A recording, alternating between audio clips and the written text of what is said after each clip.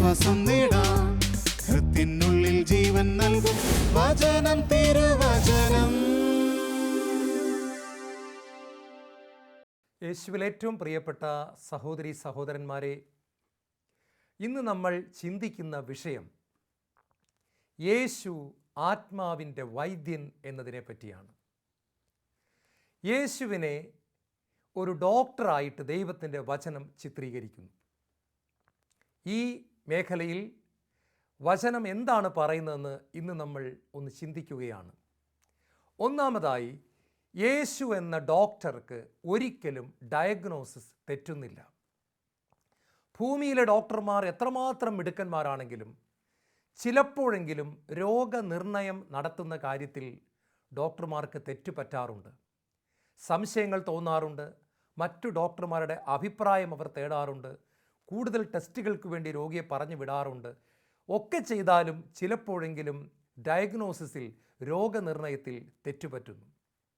എന്നാൽ യേശു എന്ന ഡോക്ടർക്ക് ഒരിക്കൽ പോലും ഡയഗ്നോസിസിൽ തെറ്റുപറ്റുന്നില്ല.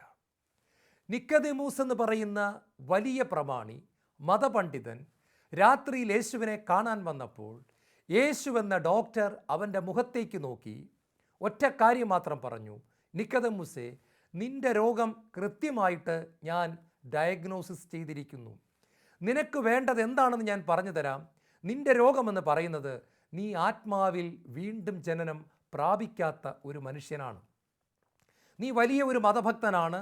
നീ ഒരുപാട് കാര്യങ്ങൾ ചെയ്യുന്നുണ്ട്. ആചാര അനുഷ്ഠാനങ്ങളൊക്കെ നീ അനുഷ്ഠിക്കുന്നുണ്ട്. ഒത്തിരിയേറെ ഭക്തകൃത്യങ്ങൾ നീ ചെയ്യുന്നുണ്ട്. ഒക്കെ നല്ലത് തന്നെ. എങ്കിലും നിന്റെ പ്രധാനപ്പെട്ട പ്രശ്നം എന്താണെന്ന് ഞാൻ പറഞ്ഞു തരാം. നീ വീണ്ടും ജനിച്ചിട്ടില്ല. നീ വീണ്ടും ജനിച്ചാൽ മാത്രമേ നിനക്ക് ദൈവരാജ്യം കാണുവാൻ കഴിയുകയുള്ളൂ. ആത്മാവിനാലും ജലത്താലും വീണ്ടും ജനിക്കുന്നില്ല എങ്കിൽ നിനക്ക് ദൈവരാജ്യം കാണാൻ സാധിക്കുകയില്ല. യേശുവിൽ ഏറ്റവും പ്രിയപ്പെട്ട ദൈവമക്കളെ, ഉന്നതമായ പദവി വഹിച്ചിരുന്ന ഒരു മനുഷ്യനാണ് നിക്കോദെമൂസ് എന്ന് നമ്മൾ ഓർക്കണം. അന്നത്തെ യഹൂദ മതത്തിൻ്റെ ഉന്നതമായ പൊസിഷൻ വഹിച്ചിരുന്ന വ്യക്തിയുടെ മുഖത്ത് നോക്കിക്കൊണ്ട് കർത്താവ് പറയുകയാണ്: നീ വീണ്ടും ജനിച്ചില്ല എങ്കിൽ നിനക്ക് ദൈവരാജ്യം കാണാൻ സാധിക്കുകയില്ല. അവൻ്റെ ആത്മാവിൻ്റെ രോഗം, അവൻ്റെ ആത്മാവിൻ്റെ അവസ്ഥ യേശു എന്ന ഡോക്ടർ വളരെ കൃത്യമായിട്ട് തന്നെ ഡയഗ്നോസിസ് ചെയ്തു. സമരിയാക്കാരി സ്ത്രീയെ യേശു കണ്ടുമുട്ടുമ്പോൾ അവളുടെ രോഗം കൃത്യമായി തന്നെ യേശു നിർണയിക്കുകയാണ്. യേശുവിൻ്റെ കണ്ണുകൾ അവളുടെ ആത്മാവിലേക്ക് കടന്നു ചെന്നു. അവളുടെ അന്ധകാരം യേശു വ്യക്തമായിട്ട് കണ്ടു. അവളുടെ പ്രോബ്ലം യേശു വ്യക്തമായിട്ട് തിരിച്ചറിഞ്ഞു. അവളുടെ മുഖത്ത് നോക്കി യേശു സ്നേഹത്തോടെ പറഞ്ഞു: നിന്റെ പ്രശ്നമെന്ന് പറയുന്നത് ആസക്തികളാൽ കലുഷിതമായ ഒരു ജീവിത രീതിയാണ്. നിനക്ക് എത്ര കിട്ടിയിട്ടും മതിയാകുന്നില്ല. നിന്റെ ജഡത്തിൻ്റെ ആർത്തി തീരുന്നില്ല. നിന്റെ ജഡമോഹങ്ങൾ അവസാനിക്കുന്നില്ല. നിനക്ക് 5 ഭർത്താക്കന്മാരുണ്ടായിരുന്നു. ഇപ്പോഴുള്ളവനെ നീ കല്യാണം കഴിച്ചിട്ടില്ല. അത് വേറെ ആരുടെയോ ഭർത്താവാണ്. അങ്ങനത്തെ ഒരു പുരുഷനോടുകൂടി നീ ജീവിക്കുന്നു. നിന്റെ പ്രശ്നമെന്ന് പറയുന്നത് പാപത്തിൻ്റെ അടിമത്തമാണ്. പ്രിയപ്പെട്ട ദൈവമക്കളെ, യേശുവിൻ്റെ രോഗനിർണയം എത്രമാത്രം കൃത്യമാണെന്നറിയുവാൻ ഇനിയും നമുക്ക് മുന്നോട്ട് പോകാം.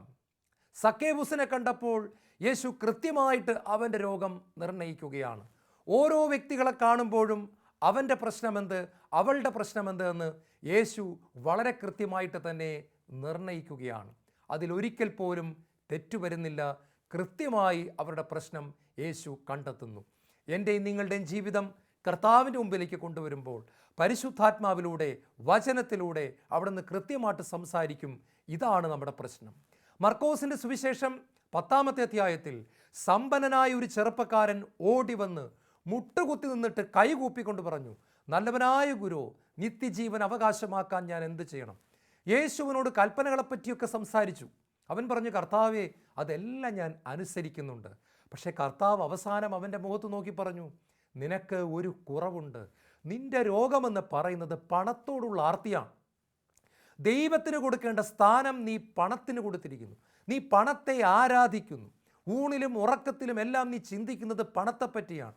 എങ്ങോട്ട് തിരിഞ്ഞാലും നിൻ്റെ മനസ്സിൽ കടന്നു വരുന്നത് ദൈവചിന്തകളല്ല, പണത്തെക്കുറിച്ചുള്ള ചിന്തകളാണ്. മകനെ, നിൻ്റെ രോഗമെന്ന് പറയുന്നത് പണത്തോടുള്ള അതിരുകടന്ന ഒരു അഭിനിവേശമാണ്. അവൻ്റെ രോഗവും യേശു ക്രിസ്തു കൃത്യമായിട്ട് തന്നെ ഡയഗ്നോസിസ് ചെയ്യുകയാണ്. രണ്ടാമതായി, യേശു എന്ന ഡോക്ടറിൻ്റെ പ്രത്യേകത, യേശുവിൻ്റെ ചികിത്സ സൗജന്യമാണ്. നമുക്കറിയാം, ലോകത്തിലെ മിടുക്കന്മാരായ ഡോക്ടർമാരെ കാണണമെങ്കിൽ നമ്മൾ വലിയ തുക കൺസൾട്ടിങ് ഫീസായിട്ട് നൽകേണ്ടി വരുന്നു. ഒരുപാട് പൈസ ചെലവഴിച്ചെങ്കിലേ മിടുമിടുക്കന്മാരായ ഡോക്ടർമാരെ ഒന്ന് കാണാൻ പോലും നമുക്ക് സാധിക്കുന്നുള്ളൂ. എന്നാൽ ലോകത്തിൻ്റെ പാപങ്ങൾ ചുമക്കുന്ന ദൈവത്തിൻ്റെ കുഞ്ഞാട് എന്നറിയപ്പെടുന്ന യേശു ക്രിസ്തു എന്ന സ്വർഗം വിട്ടിറങ്ങി വന്ന വൈദ്യൻ്റെ ചികിത്സ തികച്ചും സൗജന്യമാണ്. യേശയ്യാ പ്രവാചകന്റെ പുസ്തകം 55-ാം അധ്യായത്തിൻ്റെ 1-ാമത്തെ വാക്യത്തിൽ തന്നെ പറയുന്നു, ദാഹാർത്തരെ ജലാശയത്തിലേക്ക് വരുവിൻ, നിർധനൻ വന്നു വാങ്ങി ഭക്ഷിച്ചു കൊള്ളട്ടെ, പാലും തേനും സൗജന്യമായി കുടിക്കുക. നിന്റെ രോഗത്തിൻ്റെ ചികിത്സയ്ക്കുള്ള പാല്, നിന്റെ രോഗത്തിൻ്റെ ചികിത്സയ്ക്കുള്ള സ്വർഗത്തിൻ്റെ തേൻ നിനക്ക് ഞാൻ തരാൻ തയ്യാറാണ്. ഒരു പൈസ പോലും നീ മുടക്കണ്ട, നീ വന്നാൽ മതി. പാലും തേനും സൗജന്യമായി കുടിക്കട്ടെ. പ്രിയപ്പെട്ടവരെ, ദൈവത്തിൻ്റെ ദാനം വില കൊടുത്ത് വാങ്ങാനുള്ള യോഗ്യത മനുഷ്യനില്ല. ഇത് നമ്മൾ എന്ന് കണ്ടെത്തുന്നോ നമ്മൾ ഭാഗ്യവാന്മാർ. നമ്മളിപ്പോഴും ദൈവത്തിൻ്റെ അനുഗ്രഹങ്ങളെ എങ്ങനെയെങ്കിലുമൊക്കെ നമ്മുടെ യോഗ്യത കൊടുത്ത് വാങ്ങിച്ചെടുക്കാമെന്നുള്ള മിഥ്യാധാരണയിൽ കഴിയുന്നത് കൊണ്ടാണ് അനേകർക്ക് ആത്മീയമായിട്ട് വളരാൻ സാധിക്കാത്തത്. നമ്മുടെ നിസ്സാരത നമ്മൾ തിരിച്ചറിയുന്നില്ല, നമ്മുടെ ശൂന്യത നമ്മൾ തിരിച്ചറിയുന്നില്ല, നമ്മൾ മണ്ണും പൊടിയുമാണെന്ന് നമ്മൾ തിരിച്ചറിയുന്നില്ല. കർത്താവ് പറയാണ്, നീ കൈനീട്ടിയാൽ മതി. വെളിപാട് പുസ്തകമെന്ന് പറയുന്നത് ബൈബിളിലെ അവസാനത്തെ പുസ്തകമാണ്. ഈ പുസ്തകത്തിൽ 22 അധ്യായങ്ങളാണുള്ളത്. ഈ 22-ാമത്തെ അധ്യായത്തിൻ്റെ 17-ാമത്തെ വചനത്തിൽ പറയാണ്, ദാഹിക്കുന്നവൻ സൗജന്യമായി വന്ന് ജീവൻ്റെ ഉറവയിൽ നിന്ന് കുടിക്കട്ടെ. അവിടെയും സൗജന്യമായി എന്നുള്ള വാക്ക് ദൈവം വളരെ ശക്തമായിട്ട് തന്നെ നമ്മുടെ മുമ്പിൽ അവതരിപ്പിക്കുകയാണ്. ഇതിന് നീ ഒന്നും തരേണ്ട കാര്യമില്ല, മകനെ മകളെ, നീ എൻ്റെ മുമ്പിലേക്കൊന്ന് വന്നാൽ മതി. തികച്ചും സൗജന്യമാണ്, നിനക്ക് ഒരു മുടക്കും ഇല്ല. ഈ നല്ല വൈദ്യനെ നമ്മൾ തിരിച്ചറിഞ്ഞിട്ടുണ്ടോ? ഒന്നുപോലും മുടക്കാതെ തികച്ചും സൗജന്യമായി ആത്മാവിൻ്റെ രക്ഷ അനുഭവമാക്കാൻ യേശു നമ്മെ ഓരോരുത്തരെയും സ്നേഹത്തോടെ ക്ഷണിക്കുകയാണ്. മൂന്നാമതായി, യേശു എന്ന ഡോക്ടറിൻ്റെ മരുന്ന് ഒരിക്കൽ പോലും തെറ്റുന്നില്ല. യേശു ഏത് രോഗിക്ക് മരുന്ന് കൊടുക്കുന്നോ അത് കൃത്യമായി അവന് ഫലിച്ചിരിക്കും. ഇന്ന രോഗത്തിന് ഇന്ന മരുന്ന്, ഈ രോഗിക്ക് ഈ പ്രത്യേക തരത്തിലുള്ള ചികിത്സ, അത് കർത്താവിന് വ്യക്തമായിട്ട് അറിയാം. ബർത്തമിയൂസ് എന്ന അന്ധയാചകൻ യേശുവിൻ്റെ മുൻപിലേക്ക് വന്നപ്പോൾ യേശു പറഞ്ഞു, നിനക്ക് സൗഖ്യമുണ്ടാകട്ടെ, നിനക്ക് കാഴ്ച ലഭിക്കട്ടെ. ഒരൊറ്റ വചനം അവൻ്റെ കണ്ണുകൾ തുറക്കപ്പെട്ടു. എന്നാൽ യോഹന്നാൻ്റെ സുവിശേഷത്തിൽ നമ്മൾ കാണുന്നു, ജന്മനാ അന്ധനായ ഒരുവൻ വഴിയരികിലിരുന്ന് ഭിക്ഷ യാചിക്കുകയാണ്. ശിഷ്യന്മാർ യേശുവിനോട് ചോദിച്ചു, ഗുരുവേ, ഇവൻ അന്ധനായിപ്പോയത് ഇവൻ്റെ പാപനിമിത്തമാണോ ഇവൻ്റെ മാതാപിതാക്കളുടെ പാപനിമിത്തമാണോ? യേശു മറുപടി പറഞ്ഞു, ഇവൻ്റെയോ ഇവൻ്റെ മാതാപിതാക്കളുടെയോ പാപനിമിത്തമല്ല, ദൈവത്തിൻ്റെ പ്രവൃത്തികൾ ഇവനിൽ പ്രകടമാകേണ്ടതിനാണ്. വേണമെങ്കിൽ ബർത്തമിയൂസിനെ സുഖപ്പെടുത്തിയതുപോലെ തന്നെ ഒരൊറ്റ വചനം കൊണ്ട് അവനെ സുഖപ്പെടുത്താൻ കർത്താവിന് കഴിയുമായിരുന്നു. എങ്കിലും കർത്താവ് അവനെ ചികിത്സിക്കുന്നത് വേറെ ഒരു വിധത്തിലാണ്. കർത്താവ് അവൻ്റെ അടുത്തേക്ക് ചെല്ലുന്നു, താഴെ നിന്ന് കുറച്ച് ചെളിയെടുക്കുന്നു, അതിൽ തുപ്പുന്നു, തൻ്റെ തുപ്പലും മണ്ണും കൂടെ കൂട്ടിക്കലർത്തി ഒരു പ്രത്യേക തരത്തിലുള്ള ഓയിൻമെൻറ്റ് പോലെ എന്തോ ഒന്ന് ഉണ്ടാക്കുന്നു. ആ ചെളിയെടുത്ത് അവൻ്റെ കണ്ണുകളിൽ പുരട്ടിയിട്ട് പറയുന്നു, നീ പോയി സീലോഹാ കുളത്തിൽ, അയക്കപ്പെട്ടവനെന്നർത്ഥമുള്ള കുളത്തിൽ പോയി കഴുകുക. അവൻ അങ്ങനെ തന്നെ അനുസരിച്ചു. അവൻ കാഴ്ചയുള്ളവനായി തിരിച്ചു വന്നു. പ്രിയപ്പെട്ട സഹോദരങ്ങളെ, 2 അന്ധന്മാർ 2 പ്രത്യേക അവസരത്തിൽ യേശുവിൻ്റെ പക്കലേക്ക് കടന്നു വരുന്നുവെങ്കിലും 2 പേരെയും യേശു ചികിത്സിച്ചത് 2 വിധത്തിലാണ്. മത്തായി സുവിശേഷം 8-ാം അധ്യായത്തിൽ ഒരു കുഷ്ഠരോഗി കടന്നു വന്ന് മനസ്സുണ്ടെങ്കിൽ സുഖപ്പെടുത്തണമേ എന്ന് പറഞ്ഞപ്പോൾ അവനെ സ്പർശിച്ചുകൊണ്ട് പറഞ്ഞു, എനിക്ക് മനസ്സുണ്ട്, നീ സുഖം പ്രാപിക്കുക. എന്നാൽ മറ്റൊരവസരത്തിൽ 10 കുഷ്ഠരോഗികൾ കടന്നു വന്നപ്പോൾ യേശു അവരെ തൊടുക പോലും ചെയ്യാതെ പറഞ്ഞു, പോയി നിങ്ങളെ തന്നെ പുരോഹിതന്മാർക്ക് കാണിച്ചു കൊടുക്കുക. പോകുന്ന വഴിക്കാണ് അവർ സൗഖ്യം പ്രാപിച്ചത്. എന്താണ് ഇതിൻ്റെ എല്ലാ അർത്ഥം? എൻ്റെയും നിങ്ങളുടെയും ആത്മാവിൻ്റെ അവസ്ഥകൾ, പാപത്തിൻ്റെ കെട്ടുകൾ, പാപത്തിൻ്റെ അവസ്ഥകൾ യേശു വ്യക്തമായിട്ട് അറിഞ്ഞിട്ട് നമ്മെ ഓരോരുത്തരെയും ചികിത്സിക്കുന്നത് പ്രത്യേകമായ വിധത്തിലാണ്. ഒരാളെ കർത്താവ് ചികിത്സിക്കുന്നത് പോലെയല്ല മറ്റൊരാളെ ചികിത്സിക്കുന്നത്. ഒരാൾക്ക് കൊടുക്കുന്ന വചനമല്ല കർത്താവ് മറ്റൊരാൾക്ക് കൊടുക്കുന്നത്. ഒരാൾക്ക് കൊടുക്കുന്ന അഭിഷേകമല്ല ദൈവം മറ്റൊരാൾക്ക് നൽകുന്നത്. കർത്താവിനറിയാം ഇന്നയാൾക്ക് ഇന്നതാണ് വേണ്ടത്. പ്രിയപ്പെട്ട സഹോദരങ്ങളെ, ഈ നല്ല വൈദ്യനായ യേശു നമ്മെ ചികിത്സിക്കുമ്പോൾ പെറുപെറുക്കാതെ, ചോദ്യം ചെയ്യാതെ കർത്താവിൻ്റെ കരത്തിൻ്റെ കീഴിൽ നിൽക്കാൻ പത്രോസ്ലീഹ നമ്മെ ഓർമ്മിപ്പിക്കുന്നുണ്ട്. ദൈവത്തിൻ്റെ ശക്തമായ കരത്തിൻ്റെ കീഴിൽ നിങ്ങൾ എളിമയോടെ നിൽക്കുവിൻ, തക്ക സമയത്ത് അവിടെ നിന്ന് നിങ്ങളെ ഉയർത്തും. ഇപ്പോൾ നമ്മളെ ദൈവം ചികിത്സിക്കുകയായിരിക്കാം, ഇപ്പോൾ ചിലപ്പം തിരുമു ചികിത്സയായിരിക്കാം നടത്തിക്കൊണ്ടിരിക്കുന്നത്, നമുക്കൊത്തിരി വേദനിക്കുന്നുണ്ടായിരിക്കാം. പക്ഷേ കർത്താവിൻ്റെ വചനം പറയാണ്, എളിമയോടെ നിൽക്കുക, അവിടെ നിന്ന് തക്ക സമയത്ത് നിങ്ങളെ ഉയർത്തും. ഈ വൈദ്യൻ്റെ മറ്റൊരു പ്രത്യേകത, ഈ ഡോക്ടറിനെ വീട്ടിലേക്ക് വിളിച്ചാൽ സന്തോഷത്തോടെ കടന്നു വന്ന് ചികിത്സിക്കുന്നു എന്നുള്ളതാണ് ഈ ഡോക്ടറിൻ്റെ മറ്റൊരു പ്രത്യേകത. നമ്മൾ വചനത്തിൽ ഒരുപാട് സ്ഥലങ്ങളിൽ ഇത് കാണുന്നുണ്ട്. പത്രോസിൻ്റെ അമ്മായിയമ്മ പനി പിടിച്ച് കിടന്നപ്പോൾ അവൾക്ക് എഴുന്നേറ്റ് യേശു പ്രസംഗിക്കുന്ന സ്ഥലം വരെ പോകുവാനായിട്ട് സാധിച്ചില്ല. ആരോ ചെന്ന് കർത്താവിനോട് പറഞ്ഞു, കർത്താവേ, അങ്ങയുടെ ശിഷ്യന്മാരിൽ പ്രമുഖനായ പത്രോസിൻ്റെ അമ്മായിയമ്മ പനി പിടിച്ച് കിടക്കുകയാണ്. കർത്താവ് സിനഗോഗിൽ നിന്നും നേരെ നടന്നു ചെന്നത് പത്രോസിൻ്റെ അമ്മായിയമ്മയുടെ വീട്ടിലേക്കാണ്.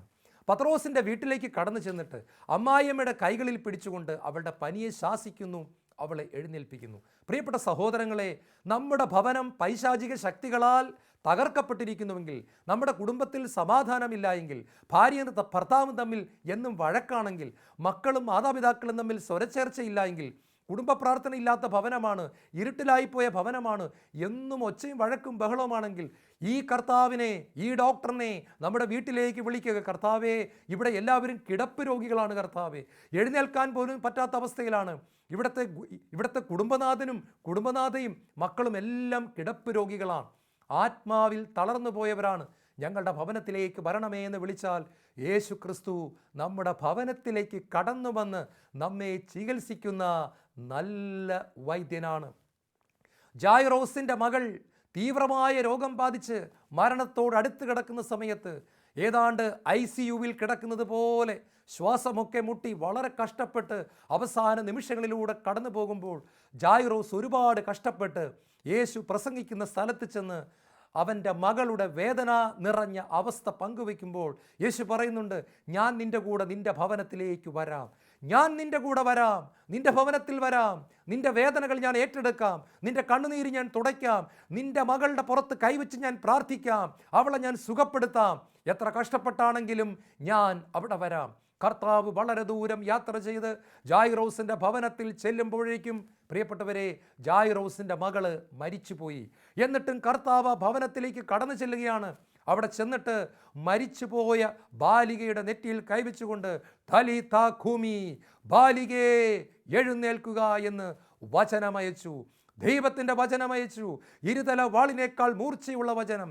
ആദിയിൽ വചനമുണ്ടായിരുന്നു, വചനം ദൈവത്തോടു കൂടെയായിരുന്നു, വചനം ദൈവമായിരുന്നു, സമസ്തവും അവനിലൂടെ ഉണ്ടായി, ഒന്നും അവനെ കൂടാതെ ഉണ്ടായിട്ടില്ല.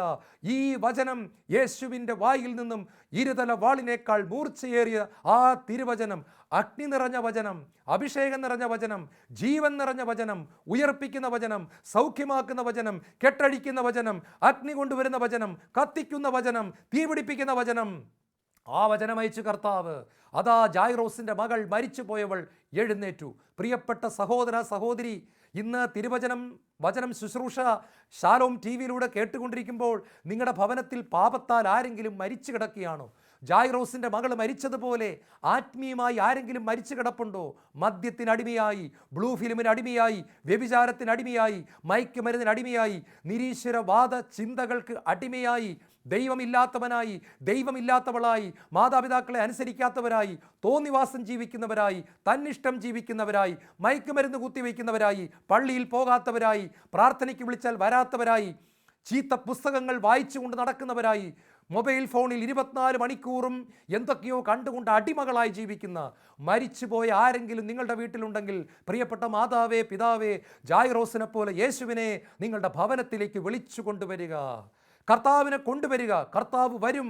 ഭവനത്തിലേക്ക് വിളിച്ചാൽ വരുന്നവനാണ് കർത്താവ്. കർത്താവ് ഭവനത്തിൽ വന്നു. ജായിറോസിൻ്റെ മകൾ ഉയർത്തെഴുന്നേൽക്കുക തന്നെ ചെയ്തു. നിങ്ങളുടെ ഭവനത്തിലേക്ക് യേശുവിനെ വിളിക്കുക. ഇപ്പോൾ ഈ പ്രോഗ്രാം കണ്ടുകൊണ്ടിരിക്കുമ്പോൾ വിളിക്കുക, യേശുവേ, എൻ്റെ ഭവനത്തിൻ്റെ സകല മുറികളിലേക്ക് നീ കടന്നു വരണമേ. ആത്മീയമായി മരിച്ചു കിടക്കുന്ന എൻ്റെ മകൻ്റെ ജീവിതത്തിലേക്ക്, എൻ്റെ മകളുടെ ജീവിതത്തിലേക്ക്, പാപത്തിൽ കഴിയുന്ന എൻ്റെ ഭർത്താവിൻ്റെ ജീവിതത്തിലേക്ക് യേശുവേ നീ കടന്നു വരണമേ. ഭവനങ്ങൾ സന്ദർശിക്കാൻ ഇഷ്ടമുള്ള ഈ നല്ല ഡോക്ടർ ഭവനങ്ങളിലേക്ക് കടന്നു വരികയും രക്ഷയുടെ അനുഭവം ഉണ്ടാകുകയും ചെയ്യും. പ്രിയപ്പെട്ടവരെ, സക്കേവൂസിൻ്റെ ഭവനത്തിലേക്ക് യേശു കടന്നു ചെന്നപ്പോൾ എന്താണ് സംഭവിച്ചത്? യേശു അവിടെ ഇരുന്ന് ആഹാരം കഴിച്ചു, യേശു അവിടെ ഇരുന്ന് സംസാരിച്ചു, യേശു അവിടെ സമയം ചെലവഴിച്ചു. ഇത്രേ ചെയ്തുള്ളൂ. ആ ഭവനത്തിന് രക്ഷ കൈവന്നു. കർത്താവ് കടന്നു വന്നാൽ രക്ഷ കൂടെ വരും. കർത്താവ് കടന്നു വന്നാൽ അഭിഷേകം കൂടെ വരും. കർത്താവ് കടന്നു വന്നാൽ സ്വർഗമിറങ്ങി വരും. കർത്താവ് കടന്നു വന്നാൽ മാലാഖമാർ കൂടെ വരും. കർത്താവ് കടന്നു വരുമ്പോൾ പിശാച് ഓടിക്കളയും. കർത്താവ് കടന്നു വരുമ്പോൾ പാപശക്തികൾ കീഴടങ്ങും. സക്കേവൂസ് വർഷങ്ങളോളമായി പണത്തിൻ്റെ അടിമയായിരുന്നു. ഞാൻ നേരത്തെ സൂചിപ്പിച്ചതുപോലെ മർക്കോസിൻ്റെ സുവിശേഷം 10-ാമത്തെ അധ്യായത്തിൽ ചെറുപ്പക്കാരൻ, അവൻ്റെ രോഗം കർത്താവ് ഡയഗ്നോസ് ചെയ്തെങ്കിലും അവൻ ഓടിക്കളഞ്ഞു. അവൻ കർത്താവിന് പിടികൊടുത്തില്ല, ചികിത്സിക്കാനായിട്ട് നിന്നുകൊടുത്തെങ്കിൽ അവനും രക്ഷ കിട്ടിയനെ. പക്ഷെ അവന് രക്ഷ കിട്ടിയില്ല. എന്നാൽ അതേ പാപത്തിൻ്റെ അടിമയായ സക്കേവൂസ് യേശുവിൻ്റെ മുമ്പിൽ നിന്നുകൊടുത്തപ്പോൾ, ഡോക്ടറാ യേശുവേ എന്നെ ചികിത്സിക്കണമേ എന്ന് പറഞ്ഞ് യേശുവിനെ ഭവനത്തിലേക്ക് കൊണ്ടുവന്നപ്പോൾ ആ ഭവനം മുഴുവൻ രക്ഷയുടെ അനുഭവത്തിലേക്ക് കടന്നു വരികയാണ്. ചിലരെങ്കിലും പ്രാർത്ഥിക്കുന്നുണ്ട്, എൻ്റെ ഭർത്താവ് പണത്തിൻ്റെ അടിമയാണ്, എൻ്റെ ഭർത്താവ് കുടുംബ പ്രാർത്ഥനയ്ക്ക് വിളിച്ചാൽ വരത്തില്ല, എൻ്റെ ഭർത്താവ് മദ്യപാനിയാണ്, എൻ്റെ ഭാര്യയ്ക്ക് സീരിയലിൻ്റെ അടിമത്തമാണ്, ദൈവമേ രക്ഷ കിട്ടുന്നില്ല. വിഷമിക്കരുത്, യേശുവിനെ നമ്മുടെ ഭവനത്തിലേക്ക് കൊണ്ടുവരിക. അടുത്തതായി, ഈ ഡോക്ടർ ഒരിക്കലും വേദനിപ്പിക്കാത്ത ഡോക്ടറാണ്. പ്രിയപ്പെട്ട സഹോദരങ്ങളെ, ചികിത്സ ചിലപ്പോൾ വേദനിക്കുമായിരിക്കും, പക്ഷേ ഈ ഡോക്ടർ ആരെയും വേദനിപ്പിക്കാറില്ല. മത്തായി സുവിശേഷം 12-ാം അധ്യായത്തിൻ്റെ 20-ാമത്തെ വാക്യത്തിൽ പരിശുദ്ധാത്മാവ് പറയാണ്, അവൻ ചതഞ്ഞ ഞാങ്ങണ ഒടിക്കുകയില്ല, പുകഞ്ഞ തിരി കെടുത്തുകയില്ല, അവൻ്റെ നാമത്തിൽ വിജാതിയർ പ്രത്യാശ വയ്ക്കും. ദൈവത്തെ അറിയാതെ ജീവിക്കുന്ന മനുഷ്യർ ഈ ഡോക്ടറിൻ്റെ സ്നേഹം കണ്ടിട്ട് അവനിൽ പ്രത്യാശ വയ്ക്കുമെന്നും. ചതഞ്ഞ ഞാങ്ങണ ഒന്നിനും കൊള്ളുകയില്ല, കുട്ടയുണ്ടാക്കാൻ കൊള്ളുകയില്ല, മുറമുണ്ടാക്കാൻ കൊള്ളുകയില്ല, ഒന്നിനും കൊള്ളുകയില്ല. അത് സാധാരണയായി എടുത്ത് കളയത്തേ ഉള്ളൂ, അല്ലെങ്കിൽ കത്തിച്ച് കളയും, എവിടെയെങ്കിലും കൊണ്ട് വലിച്ചെറിഞ്ഞ് കളയും. പുകഞ്ഞ തിരി എന്ന് പറയുന്നത് നമ്മളങ്ങ് ഒടിച്ച് കളയത്തേ ഉള്ളൂ, അതൊന്നിനും കൊള്ളുകയില്ല, നമുക്കതുകൊണ്ട് പ്രയോജനമില്ല. എന്നാൽ ഈ ഡോക്ടറിനെ പറ്റി പറയുകയാണ്, അവൻ ചതഞ്ഞ ഞാങ്ങണ ഒടിക്കാതെ ആ ഒടിഞ്ഞു പോയ ഞാങ്ങണയെ അവൻ തലോടി ബലപ്പെടുത്തുമെന്ന്, അവൻ സുഖപ്പെടുത്തുമെന്ന്, അവനതിനെ നേരെയാക്കുമെന്ന്, അവനതിനെ ശക്തിയുള്ളതാക്കുമെന്ന്, അവനതിനെ ഉപയോഗയോഗ്യമാക്കി മാറ്റുമെന്ന് ദൈവത്തിൻ്റെ വചനം പറയുന്നു. ഒരു തിരി പുകഞ്ഞതായാൽ നമ്മളതിനെ കെടുത്തിക്കളയത്തേ ഉള്ളൂ. കർത്താവിനെ പറ്റി പറഞ്ഞിരിക്കുന്നത്, അവൻ പുകഞ്ഞ തിരി കെടുത്താതെ അതിൽ വീണ്ടും വീണ്ടും തൻ്റെ അഭിഷേകത്തിൻ്റെ തൈലമൊഴിച്ച്, വചനമയച്ച്, കൃപ കൊടുത്ത്, ദൈവസ്നേഹം പകർന്ന് അതിനെ ആളിക്കത്തിക്കുവാൻ കൃപ കൊടുക്കുന്ന വൈദ്യനാണ് യേശു. ഈ ഡോക്ടർ ആരെയും മുറിപ്പെടുത്തുന്നില്ല. പ്രിയപ്പെട്ട സഹോദരങ്ങളെ, കുരിശിൽ കിടക്കുന്ന കള്ളൻ എന്തുമാത്രം പാപം ചെയ്ത വ്യക്തിയാണ്, എന്തുമാത്രം ദ്രോഹപ്രവൃത്തികൾ ചെയ്ത വ്യക്തിയാണ്. അവനെ വേദനിപ്പിക്കുന്ന ഒരു വാക്കുപോലും ഈ ഡോക്ടർ പറയുന്നില്ല. എടാ, നീ ചെയ്തതിനൊക്കെ നിനക്കിത് കിട്ടണം കേട്ടോ, നീ ഇത് അനുഭവിക്കാൻ യോഗ്യനാണ്. നോ നോ നോ, അങ്ങനത്തെ വാക്കുകളൊന്നും യേശു പറയുന്നില്ല. യേശുവിൻ്റെ വാക്കുകൾ കേട്ട പട്ടാളക്കാർ പോലും തങ്ങളെ അയച്ചവരെടുത്ത് ചെന്ന് പറയുന്നുണ്ട്, അവൻ സംസാരിച്ചതുപോലെ ആരും സംസാരിച്ചിട്ടില്ല. സ്നേഹത്തിൻ്റെ വാക്കുകൾ, കരുണയുടെ വാക്കുകൾ, വാത്സല്യത്തിൻ്റെ വാക്കുകൾ, ഏത് മാരക രോഗം ബാധിച്ചവൻ അടുത്ത് ചെന്നാലും അവനെ മുറിപ്പെടുത്താതെ ചികിത്സിക്കുന്ന നല്ല വൈദ്യനായ യേശു. വീണ്ടും ഈ ഡോക്ടറിനെ പറ്റി വചനം പറയുകയാണ്, ഈ ഡോക്ടർ ചികിത്സിച്ചിട്ടുള്ള ഒരാൾ പോലും നഷ്ടപ്പെട്ടു പോയിട്ടില്ല. ഭൂമിയിലെ എത്ര നല്ല ഡോക്ടർമാർ ചികിത്സിച്ചാലും ആരെങ്കിലുമൊക്കെ രോഗത്താൽ പിടിക്കപ്പെടുകയും രോഗത്താൽ തകർക്കപ്പെടുകയും മരിച്ചു പോകുകയും ഒക്കെ ചെയ്യാറുണ്ട്. എന്നാൽ യേശു എന്ന ഡോക്ടറിനെ പറ്റി പറഞ്ഞിരിക്കുന്നു, ഈ ഡോക്ടർ ചികിത്സിച്ചിട്ടുള്ള ഒരൊറ്റ രോഗി പോലും മരിച്ചിട്ടില്ല. എന്നാൽ നമ്മൾ ഓർക്കണമേ, ഈ ഡോക്ടർ ചികിത്സിക്കാൻ വിളിച്ചിട്ട് എനിക്ക് ചികിത്സ വേണ്ട, നിന്റെ മരുന്ന് എനിക്ക് വേണ്ട എന്ന് പറഞ്ഞവർ നശിച്ചു പോയിട്ടുണ്ട്. യൂദാസ് കർത്താവിൻ്റെ ചികിത്സ സ്വീകരിച്ചില്ല. യൂദാസ് വലിയൊരു രോഗിയായിരുന്നു. ഈ ഡോക്ടറിൻ്റെ കൂടെ 3.5 വർഷം നടന്നു. പക്ഷെ അവൻ ഒരിക്കൽ പോലും ഈ ഡോക്ടർ കൊടുത്ത മരുന്ന് സ്വീകരിക്കാനോ ചികിത്സ സ്വന്തമാക്കാനോ അവൻ ഒരിക്കൽ പോലും തയ്യാറാകാഞ്ഞതിനാൽ അവൻ നശിച്ചുപോയി, അവൻ മരിച്ചുപോയി. എന്നാൽ സ്വർഗമയച്ച ഈ ഡോക്ടറിൻ്റെ പക്കൽ നിന്ന് മരുന്ന് മേടിച്ച് ചികിത്സ സ്വീകരിച്ച ഒരാൾ പോലും നഷ്ടപ്പെട്ടു പോയില്ല. പ്രിയപ്പെട്ട സഹോദരങ്ങളെ, മഗ്ദലന മറിയം എന്തൊരു രോഗിയായിരുന്നു. ക്യാൻസർ, ആത്മാവിൻ്റെ ക്യാൻസർ ബാധിച്ചവരായിരുന്നു അവൾ. ഒരു കീമോതെറാപ്പിക്കോ ഒരു റേഡിയോ തെറാപ്പിക്കോ സുഖപ്പെടുത്താനാവാത്ത വണ്ണം വലിയ പാപത്തിൽ കഴിഞ്ഞിരുന്ന അവളിൽ നിന്നും മർക്കോസിൻ്റെ സുവിശേഷം 16-ാം അധ്യായത്തിൽ ദൈവത്തിൻ്റെ വചനം പറയുകയാണ്, യേശു എന്ന ഡോക്ടർ അവളിൽ നിന്നും 7 പിശാചുക്കളെ പുറത്താക്കി. ക്യാൻസറിൻ്റെ 7 മുഴകൾ വലിച്ചു പറിച്ച് ദൂരെ കളയുന്ന ഒരു സർജനെ പോലെ ഇതാ യേശു അവളിൽ നിന്നും 7 പിശാചുക്കളെ പുറത്താക്കി. അവൾ പരിപൂർണമായിട്ടും മോചനം പ്രാപിക്കുകയാണ്. ചുങ്കക്കാരൻ മത്തായി പണത്തിന് വേണ്ടി മാത്രം ജീവിച്ചുകൊണ്ടിരുന്ന മനുഷ്യൻ യേശുവിൻ്റെ അടുക്കൽ ചികിത്സിക്കാനായിട്ട് വരുന്നു. യേശുവിനെ ചികിത്സിക്കുന്നു. അവൻ പരിപൂർണമായി സൗഖ്യം പ്രാപിക്കുകയാണ്. സമരിയാക്കാരി സ്ത്രീ, പ്രിയപ്പെട്ട സഹോദരങ്ങളെ, 5 പുരുഷന്മാരോടൊപ്പം ജീവിച്ചവളാണ്. യേശുവിൻ്റെ ചികിത്സ കിട്ടിയ ഉടൻ തന്നെ അവൾ കുടം അവിടെ വച്ചിട്ട് ദൈവരാജ്യത്തിൻ്റെ നിറവുമായി തൻ്റെ ഭവനത്തിലേക്ക്, തൻ്റെ വാസസ്ഥലത്തേക്ക്, തൻ്റെ ഗ്രാമത്തിലേക്ക് പൂർണ്ണ സൗഖ്യം പ്രാപിച്ചവളായി അവൾ പോയി. അവൾ ചെന്നിട്ടൊരു സാക്ഷ്യം പറയുന്നുണ്ട്, എൻ്റെ രോഗം കണ്ടുപിടിച്ച്, എൻ്റെ രോഗം ഡയഗ്നോസിസ് ചെയ്ത്, എൻ്റെ രോഗം ചികിത്സിച്ച് എന്നെ സുഖപ്പെടുത്തിയ ഒരു ഡോക്ടറുണ്ട്. എൻ്റേതുപോലെ മാരകമായ രോഗം ബാധിച്ച ഒരാളെ ഈ ഡോക്ടർക്ക് സുഖപ്പെടുത്താൻ പറ്റുമെങ്കിൽ നിങ്ങളുടെ രോഗങ്ങളൊക്കെ വളരെ നിസ്സാരമല്ലേ, ഈ ഡോക്ടർ സുഖപ്പെടുത്തും.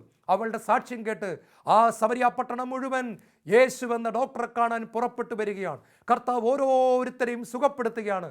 അവരുടെ രോഗങ്ങൾ അവൻ മനസ്സിലാക്കുന്നു. ആത്മാവിൻ്റെ അവസ്ഥ അവർ തിരിച്ചറിയുന്നു. പ്രിയപ്പെട്ട സഹോദരങ്ങളെ, ഈ ഡോക്ടർ നല്ലവനാണ്. വീണ്ടും ഈ ഡോക്ടർ തൻ്റെ അടുക്കൽ വരുന്ന ആരെയും തള്ളിക്കളയുന്നില്ല.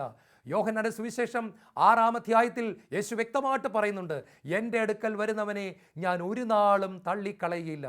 എനിക്ക് നിന്നെ ചികിത്സിക്കാൻ മനസ്സില്ല എന്ന് പറഞ്ഞ് യേശു ഒരിക്കലും ഒരു ഡോക്ടറെയും തള്ളിക്കളയുന്നില്ല. എത്ര വലിയ പാപി വന്നാലും അഗസ്റ്റീനോസ് എന്ന് പറയുന്ന രോഗിയെ യേശുവിൻ്റെ കരങ്ങളിലേക്ക് മോണിക്കാമ്മ എന്ന് പറയുന്ന അമ്മച്ചി വെച്ചു കൊടുക്കുകയാണ്. കർത്താവേ, വ്യഭിചാരിയായ എൻ്റെ മകനെ, ഓരോ ദിവസം ഓരോ സ്ത്രീകളോടൊപ്പം കിടക്ക പങ്കുവയ്ക്കുന്ന കൊടിയ പാപിയായ ദുർഗന്ധം വമിക്കുന്ന എൻ്റെ മകനെ അങ്ങയുടെ കരങ്ങളിൽ തരുന്നു. യേശു 2 കൈ നീട്ടി ആ രോഗിയെ സ്വീകരിച്ചു, വിശുദ്ധനാക്കി അമ്മയ്ക്ക് തിരിച്ചു കൊടുത്തു. അതേ പ്രിയപ്പെട്ടവരെ, തൻ്റെ അടുക്കൽ ചെല്ലുന്ന ഒരാളെയും തള്ളിക്കളയാത്ത ഒരു ഡോക്ടറാണ് കർത്താവായ യേശു ക്രിസ്തു. വീണ്ടും ഈ ഡോക്ടറിൻ്റെ പക്കൽ ഡോക്ടറിനെ കാണാൻ ക്യൂ നിൽക്കേണ്ട യാതൊരു കാര്യവുമില്ല.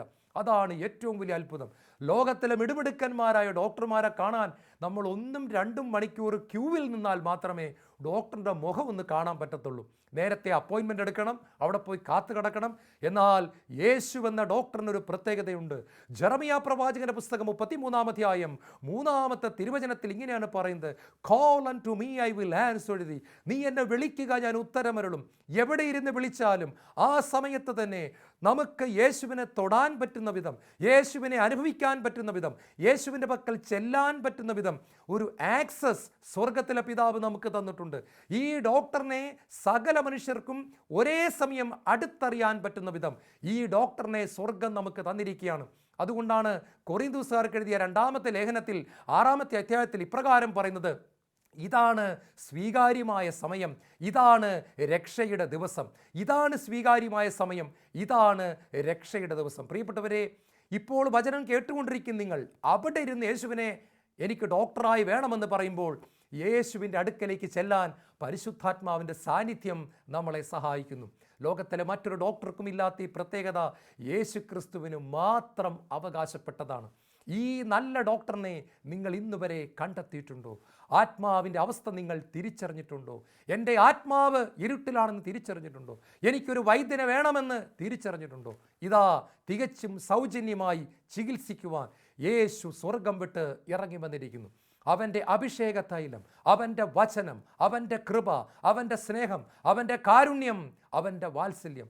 അവൻ ഈ ലോകം വിട്ടു പോകുന്നതിന് തൊട്ട് മുൻപ് പോലും മാരക രോഗം ബാധിച്ച ഒരു രോഗിയെ, കുരിശിൽ കിടന്ന് പിടയുന്ന ഒരു കുറ്റവാളിയെ കൂടി പരിപൂർണമായി സുഖപ്പെടുത്തിക്കൊണ്ട് അവന് നിത്യജീവൻ നൽകിക്കൊണ്ടാണ് യേശു ഈ ലോകം വിട്ട് പോകുന്നത്. പ്രിയപ്പെട്ടവരെ, ഇതാ ഈ വൈദ്യനെ ലോകം മുഴുവൻ പരിചയപ്പെടുത്തേണ്ട ചുമതലയാണ് ഇന്ന് സഭയ്ക്കുള്ളത്. ആത്മാവിൻ്റെ രോഗം ബാധിച്ച പാപികളെ കടന്നു വരുവിൻ. അധ്വാനിക്കുന്നവരും ഭാരം ചുമക്കുന്നവരുമായ നിങ്ങൾ, ഈ രോഗത്താൽ വിഷമിച്ച് ആത്മാവിൻ്റെ പാപഭാരത്താൽ വലയുന്നവരെ എൻ്റെ അടുക്കൽ വരുവിൻ, ഞാൻ നിങ്ങളെ ആശ്വസിപ്പിക്കാം. 12 വർഷമായി രക്തസ്രാവം ബാധിച്ച് ആർക്കും ചികിത്സിക്കാൻ സാധിക്കാത്തവളും ആർക്കും സുഖപ്പെടുത്താൻ സാധിക്കാത്തവളും തനിക്കുള്ളതെല്ലാം ചികിത്സിച്ച് നഷ്ടപ്പെട്ടു പോയവളുമായ ഒരു സ്ത്രീ ആൾക്കൂട്ടത്തിൻ്റെ ഇടയിലൂടെ കടന്നു വന്ന് യേശുവിൻ്റെ വസ്ത്രത്തിൽ തൊട്ടു. ആ നിമിഷം അവൾ സൗഖ്യം പ്രാപിച്ചു. എന്താണ് ഈ വചനത്തിൻ്റെ അർത്ഥം? ലോകത്തിലെ ആർക്കും നിങ്ങളെ രക്ഷപ്പെടുത്താൻ സാധിക്കാത്ത വണ്ണം പാപത്തിൻ്റെ അടിമയായിപ്പോയ ഒരു പാപിയാണെങ്കിലും, ആർക്കും രക്ഷപ്പെടുത്താൻ സാധിക്കാത്ത വണ്ണം പാപത്തിൽ മുങ്ങിപ്പോയ വ്യക്തിയാണെങ്കിലും, യേശുവിൻ്റെ വസ്ത്രത്തിൻ്റെ വിളിമ്പിൽ തൊട്ടാൽ നിങ്ങൾക്ക് സൗഖ്യമുണ്ട്. Come to Jesus. യേശുവിലേക്ക് വരിക, രക്ഷ അനുഭവിക്കുക. കർത്താവേ, തിരുവചനത്തിനായി ഞങ്ങൾ നന്ദി പറയുന്നു. സൗഖ്യമാക്കുന്ന കരങ്ങൾ ഞങ്ങളുടെ നേരെ നീട്ടണമേ. ആണിപ്പഴുതുള്ള കരങ്ങൾ നീട്ടി ഞങ്ങളെ സുഖപ്പെടുത്തണമേ. യേശുവേ സ്തോത്രം, യേശുവേ നന്ദി, യേശുവേ ആരാധന.